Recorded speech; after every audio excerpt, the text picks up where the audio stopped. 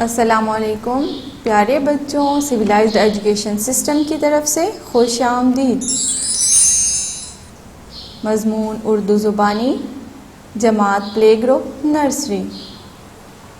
प्यारे बच्चों, आज हम हफ्ते के दिनों के बारे में पढ़ने जा रहे हैं। ये 7 होते हैं, तो आओ चलें शुरू करते हैं। पीर पीर पीर, ये पहला दिन होता है। हफ्ते के दिनों का आगाज़ पीर से होता है। हज़रत मोहम्मद सल्लल्लाहु अलैहि वसल्लम पीर के दिन पैदा हुए। मंगल मंगल मंगल, ये दूसरा दिन होता है।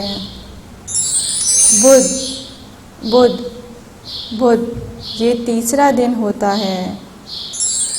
जुमेरात जुमेरात, ये चौथा दिन होता है।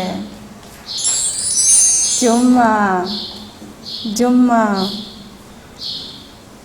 जुम्मा, ये 5वां दिन होता है। हम जुम्मे के दिन नमाज़ पढ़ते हैं और ये बहुत मुबारक दिन होता है। हफ्ता हफ्ता हफ्ता, इतवार इतवार। चलिए अब हम इसकी दोहराई करते हैं।